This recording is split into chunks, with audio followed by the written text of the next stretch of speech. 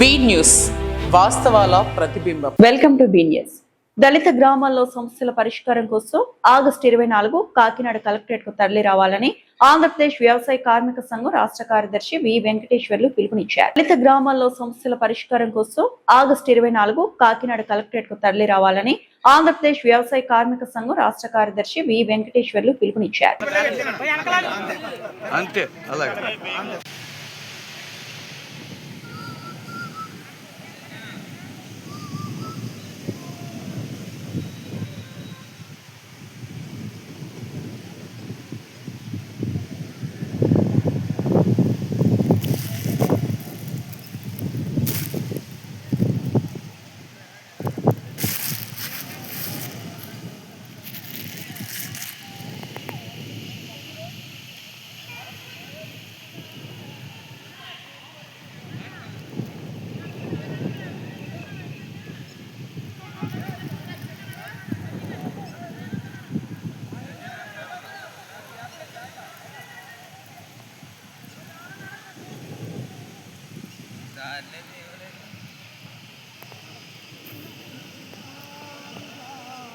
అలాది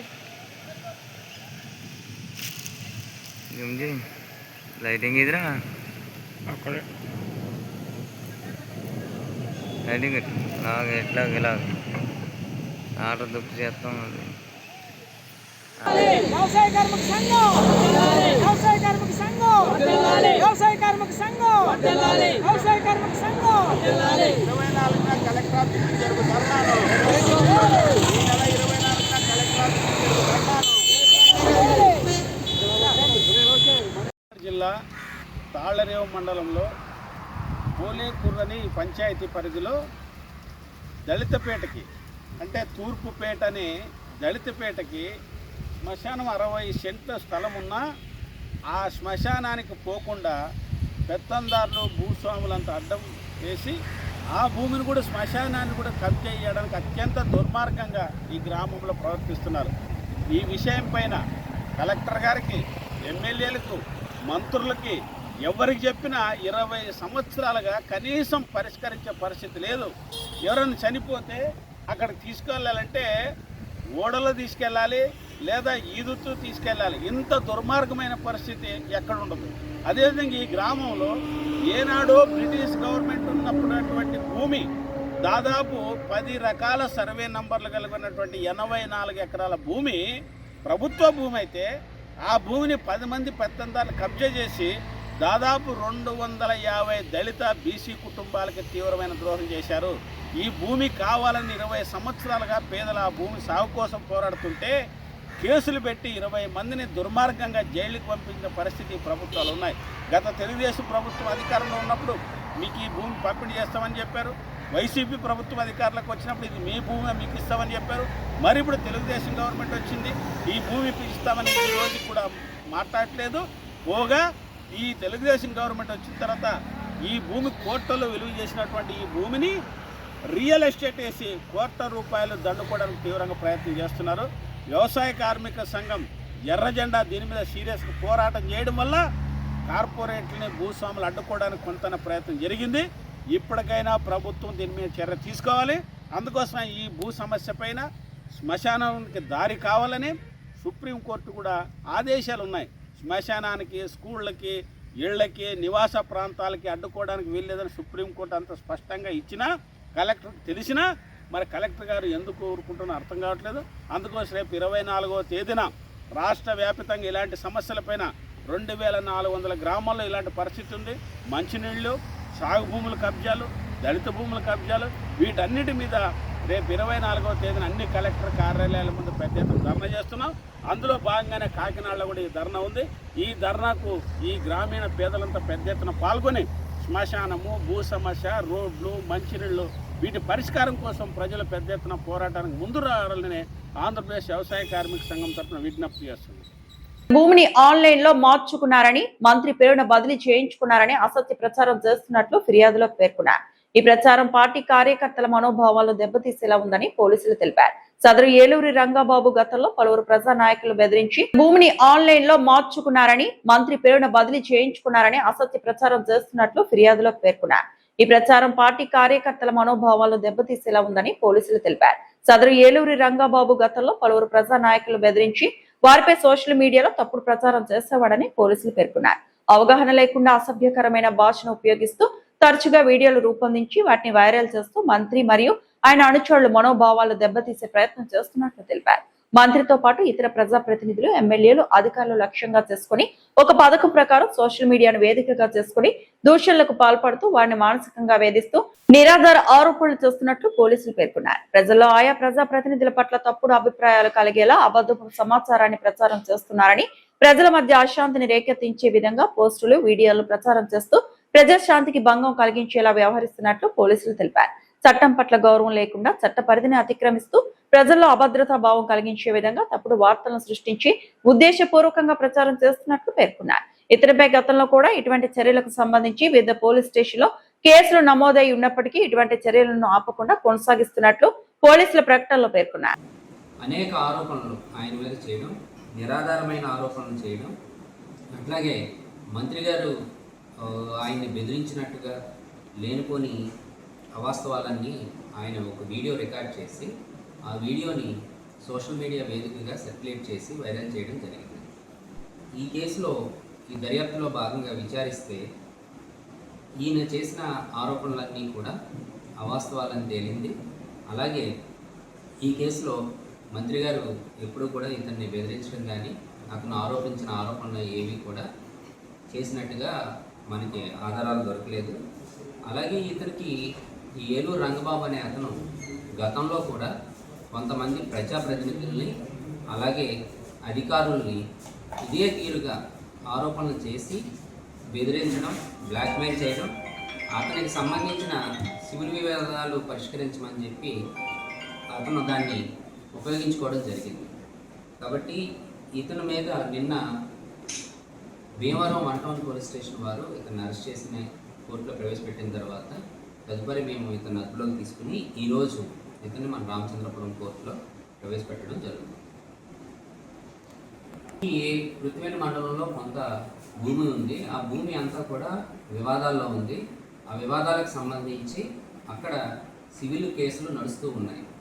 ఆ భూమిని అమ్ముకునే క్రమంలో వీళ్ళ బంధువులకి వీళ్ళకి మధ్య ఉన్న సమస్యల్ని పరిష్కరించుకునే క్రమంలో కొంతమంది ప్రజాప్రతినిధుల దగ్గరికి వెళ్ళడం, ఇతను అతనికి అనుకూలంగా చేయమని అడగడం జరుగుతూ ఉంటుంది. ఎవరైతే అతనికి అనుకూలంగా చేయలేదో అలాంటి వారి మీద అతను నిందలు వేయడం, ఆరోపణలు చేయడం, వాళ్ళనే తిరిగి అతను పని చేయించుకోవడానికి బ్లాక్మెయిల్ చేయడం జరుగుతుంది. దీనికి సంబంధించి ఇతని మీద ఆల్రెడీ గతంలోనే 7 కేసులు నమోదని, దీంతో 8వ కేసు. ఇతని యొక్క చరిత్ర ఇది.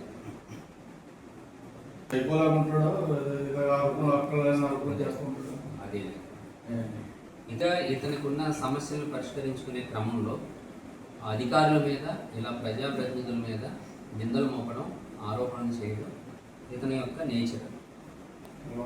అలా ఆరోపణలు చేసి వాళ్ళ మీద నిందలు వేసి వాళ్ళు ఇతనికి ఏదైనా పని చేసి పెడతారు, ఆ నింద మోపితే పని చేస్తారనే ఒక దురుద్దేశంతో చేసిన ఆరోపణలు తప్ప దీంట్లో ఎలాంటి వాస్తవాలు లేదని ప్రస్తుతానికి మన విచారణలో కోనసీమ జిల్లా అమలాపురం అలవరం మండలం ఓడలరేవు సముద్రంలో గల్లంతైన 7 మత్స్యకారుల కుటుంబ సభ్యులను పరామర్శించిన జిల్లా ఇన్ఛార్జ్ మంత్రి కింజరాపు అచ్చెన్నాయుడు.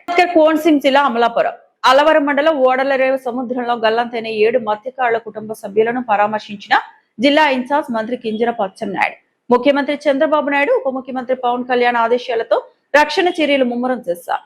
నేవీకి చెందిన 2 అధునాతన విమానాలతో సముద్రంలో గాలింపు చర్యలు కొనసాగుతున్నాయి.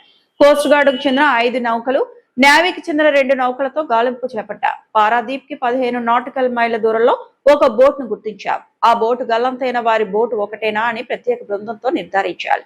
బోటులో 20 రోజులకు సరిపడా ఆహార నిల్వలు ఉన్నాయి. సముద్ర వాతావరణం బాగానే ఉంది, క్షేమంగా ఉంటారు అని అధికారులు చెప్తున్నారు.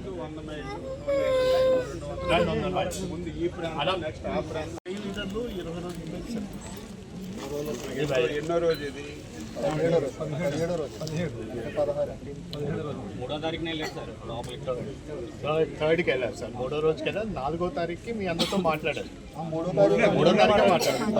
10 గంటలకు బయలుదేరారు సార్. 10 గంటలకు బయలుదేరి 11:30కి ఇంకా స్విచ్ ఆఫ్. ఇప్పుడు ఎవరు కంప్లైంట్ ఇచ్చారు? మాకు ఎవరు? కాంతారావు గారు సార్, ఆవిడ అమ్మగారు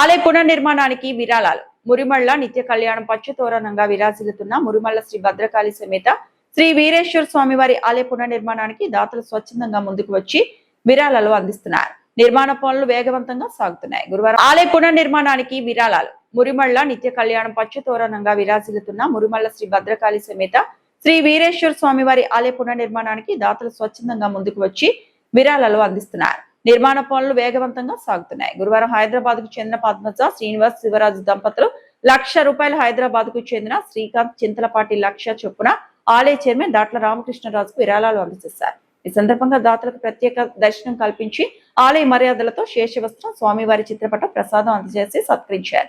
అనంతరం వేద పండితులు వేద ఆశీర్వచనం అందించారు. స్థానిక శాసనసభ్యులు ప్రభుత్వ విప్ దాట్ల సుబ్బరాజు పర్యవేక్షణలో ఆలయ పునర్నిర్మాణ పనులు కొనసాగుతున్న విషయం తెలిసిందే. ప్రస్తుతం గర్భాలయం, అంతరాలయం, నంది మండపానికి సంబంధించిన నిర్మాణ పనులు వేగంగా కొనసాగుతున్నాయి. ఆలయ పునర్నిర్మాణానికి 1,00,000 లేదా అంతకంటే ఎక్కువ విరాళం అందించే దాతల పేర్లను శిలాఫలకంపై ఏర్పాటు చేయనున్నట్లు ఆలయ అధికారులు తెలిపారు. దాతలు అందిస్తున్న సహకారాన్ని ఆలయ chairman Datla Ramakrishna, assistant commissioner వి సత్యనారాయణ అభినందించారు. ఈ కార్యక్రమంలో కటారి నాని, పర్యవేక్షణాధికారి కటారి శ్రీనివాసరావు తదితరులు పాల్గొన్నారు.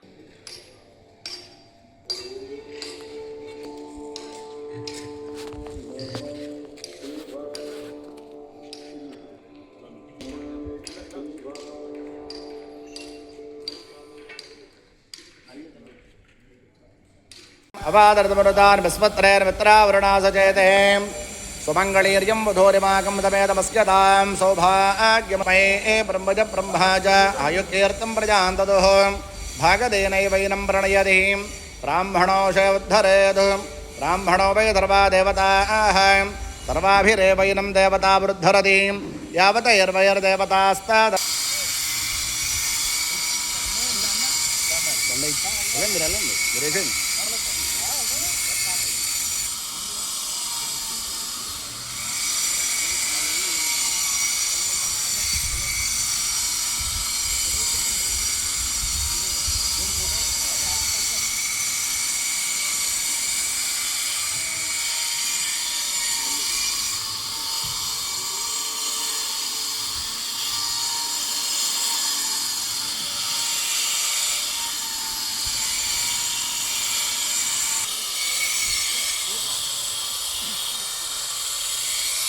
కాకినాడ జిల్లా జగ్గంపేట అసెంబ్లీ ప్రశ్నోత్తరాల సమయంలో జగ్గంపేట ఎమ్మెల్యే టీటీడీ బోర్డు సభ్యులు జ్యోతుల నెహ్రూ మాట్లాడుతూ కాకినాడ జిల్లా కిర్లంపూడి మండలం గోనేడ వద్ద బెడ్ రెగ్యులేటర్ నిర్మాణం చేసుకోవాలని, 3 కిలోమీటర్ల సాయిల్ చాలా గట్టిగా ఉంటుందని, కింద ఆయకట్టు రైతులకు నష్టం ఏమీ ఉండదని, కాబట్టి ఫేజ్ 1 నిధులతో ఆటోమేటిక్ గేట్లతో గోనేడ వద్ద ఒక రెగ్యులేటర్ నిర్మిస్తే 600 క్యూసెక్ల ఆయకట్టుకు వెళ్లి రైతులకు నీరు అందుతుందన్నారు. ఫేజ్ 1 ఆధునీకరణ నిధులతో ఈ నిర్మాణం చేపట్టి తక్కువ నీటితో ఎక్కువ పంటలు పండే విధంగా దీనిపై ఇరిగేషన్ శాఖ మంత్రి యాక్షన్ తీసుకోవాలని జ్యోతుల నెహ్రూ అసెంబ్లీలో ప్రస్తావించారు. కాకినాడ జిల్లా జగ్గంపేట అసెంబ్లీ ప్రశ్నోత్తరాల సమయంలో జగ్గంపేట ఎమ్మెల్యే టీటీడీ బోర్డు సభ్యులు జ్యోతుల నెహ్రూ మాట్లాడుతూ కాకినాడ జిల్లా కిర్లంపూడి మండలం గోనేడ వద్ద బెడ్ రెగ్యులేటర్ నిర్మాణం చేసుకోవాలని, 3 కిలోమీటర్ల సాయిల్ చాలా గట్టిగా ఉంటుందని, కింద ఆయకట్టు రైతులకు నష్టం ఏమీ ఉండదని, కాబట్టి ఫేజ్ 1 నిధులతో ఆటోమేటిక్ గేట్లతో గోనేడ వద్ద ఒక రెగ్యులేటర్ నిర్మిస్తే 600 క్యూసెక్ల ఆయకట్టుకు వెళ్లి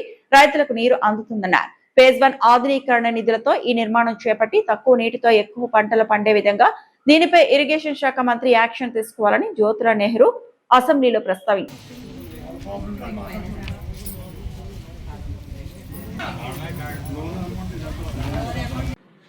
జలవనరుల శాఖ మంత్రి గారు ఈ మధ్య కాలంలోనే ఆ ప్రాంతాన్ని కూడా పర్యటించడం జరిగింది అధ్యక్ష. వాస్తవాలన్నింటినీ చూశారు. ఈ ప్రశ్న నేను ముందేసినటువంటి పరిస్థితి ఉంది. అయితే ఇక్కడ మంత్రి గారు చెప్పినటువంటి సమాధానంలో ఇవన్నీ వాస్తవాలే. ఇక్కడ అవసరాన్ని కూడా మనం చూసుకోవాల్సినటువంటి అవసరం ఉంది. ఒక్క 2 నిమిషాలు టైం ఇచ్చినట్టయితే ఈ రిజర్వేయర్ యొక్క లోపాలని చెప్పాలనుకుంటున్నాను ఈ సభ ముందు. ఇది 1967 ఆ ప్రాంతంలో 72 ఆ ప్రాంతంలో ఈ రిజర్వాయర్ నిర్మాణం అయిందండి. నాకు తెలిసిండి ప్రపంచంలో ఎక్కడ కూడా పంట కాలవ వరద కాలవ ఒకటిగా ఉండేటటువంటి పరిస్థితి లేదు సార్.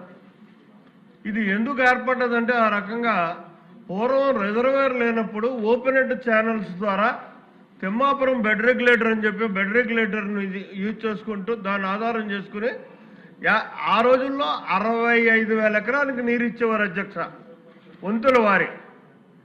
రిజర్వాయర్ వచ్చిన తర్వాత అది 53,000 ఎకరాలకే నీరు ఇచ్చేటటువంటి విధానం ఏర్పడ్డది. ఎందుకంటే కొంత ఆయకట్టును తీసుకెళ్లి పీబీసీ గోదావరిలో కలిపారు అధ్యక్ష. అయితే ఇక్కడ ఈ 53,000 ఎకరాలకి కూడా మాకు డీసీఆర్ స్లూయిస్ మెయిన్ స్లూయిస్ వచ్చి 600 క్యూసెక్కులు డిశ్చార్జ్ కెపాసిటీతో డీసీఆర్ స్లూయిస్ ఏర్పాటు చేశారు అధ్యక్ష. కానీ 53,000 ఎకరాలకి ప్రస్తుతం నీరు వెళ్ళాలంటే 1800 క్యూసెక్కుల నీరు కిందకు వదిలితేనే కానీ ఈ ఆయకట్టు సర్వేలు అవ్వదు అధ్యక్ష. ఇది ఎక్కడా కూడా స్పిల్వే నుంచే నీరు వాడతాం మేము. మరి ఏ రిజర్వాయర్లోనూ కూడా ఈ రకమైనటువంటి విధానం లేదు అధ్యక్ష. దీనికి ఫేజ్ 1 ఆధునీకరణ, ఏలేరు ఆధునీకరణను కూడా చాలా డబ్బులు ఖర్చు చేయడం జరిగింది. దానివల్ల మాత్రం నా దృష్టిలో ఒక రైతుగా ₹1 కూడా ఉపయోగం లేనటువంటి విధానంలోనే ఆ నిధులు ఖర్చు అయినాయి గత ప్రభుత్వాల్లో. నేను ఇప్పుడు దాని జోలికి పోదలుచుకోలే. ఇప్పుడున్నటువంటి పరిస్థితి ఏంటంటే మనకి నీటి లభ్యత తక్కువగా ఉన్నటువంటి పరిస్థితి. మా క్యాచ్మెంట్ కూడా తగ్గిపోయింది సార్. ఎప్పుడూ అది 12 ఏళ్ళు ఒక సైకిలింగ్ చూసుకున్నట్టయితే ఒక 2 సంవత్సరాలు మాత్రమే పూర్తి 24 టీఎంసీలు నీరుండేటటువంటి పరిస్థితి ఉంటుంది. లేనప్పుడు అంతా కూడా 50% ఉంటుంది సార్. నీరు లభ్యత తక్కువగా ఉంటుంది. దాని దృష్టిలో పెట్టుకునే గౌరవ ముఖ్యమంత్రి గారు మా అందరి అభ్యంతరం మేరకు పురుషోత్పత్తిని ఎత్తిపోతల పథకం అని చెప్పి 1800 కోట్ల రూపాయలతోటి నిర్మాణం చేసి దాన్ని ఇందాక మంత్రి గారు చెప్పినట్టుగా 1400 క్యూసెక్కుల నీరుని 8 పంపుల ద్వారా ఫేజ్ 2లో పోలవరం ఏదైతే ఉందో దాని ఫేజ్ 2లో 1400 క్యూసెక్కులు 8 పంపుల కెపాసిటీతో రిజర్వాయర్లోకి నీరు వెళ్తున్నటువంటి పరిస్థితి వాస్తవం అధ్యక్ష. అయితే అన్నిటికంటే కూడా నీటిని పొదుపుగా వాడుకోవాలనేటటువంటి మన సూత్రీకరణని అనుసరించి మనం చేయాల్సినటువంటిది ఏంటంటే ఏదైతే 53,000 ఎకరం ఉందో దానికి సరిపడది 600 క్యూసెక్కులు మనం వదిలితే ఆ 53,000 ఎకరాలు కూడా సక్రమంగా పంట పండుతుంది. 2 పంటలు పండడమే కాకుండా దీనికి ప్రధానమైనటువంటి ఇంకోటి ఉంది అధ్యక్ష. విశాఖపట్నం స్టీల్ ప్లాంట్కి, విశాఖపట్నం మంచినీటికి ఇదే కాలం ఎల్ఎంసీ ద్వారా నీరు ఇవ్వాల్సినటువంటి అవసరం కూడా ఉంది అధ్యక్ష.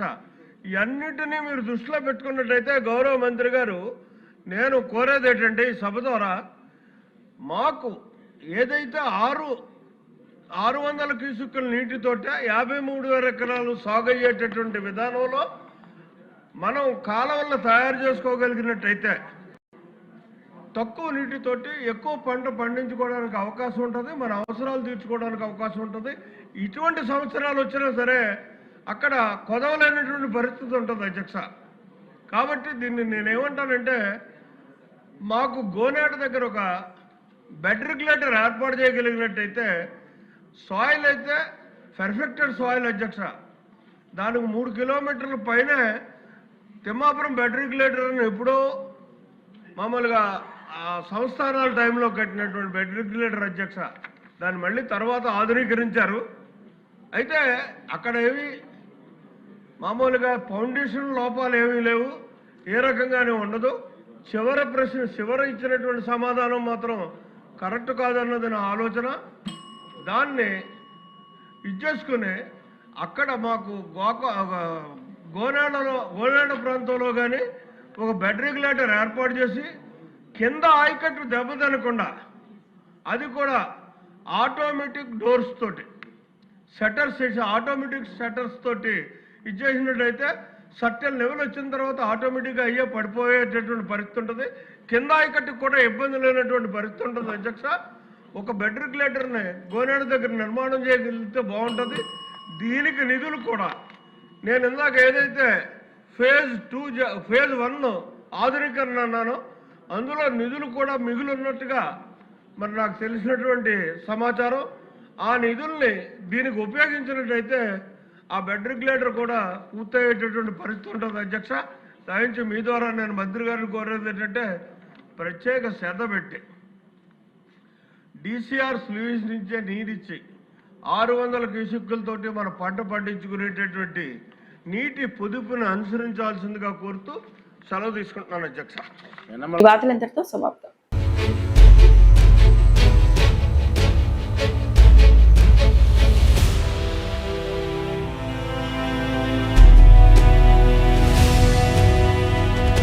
బీ న్యూస్ వాస్తవాల ప్రతిబింబం.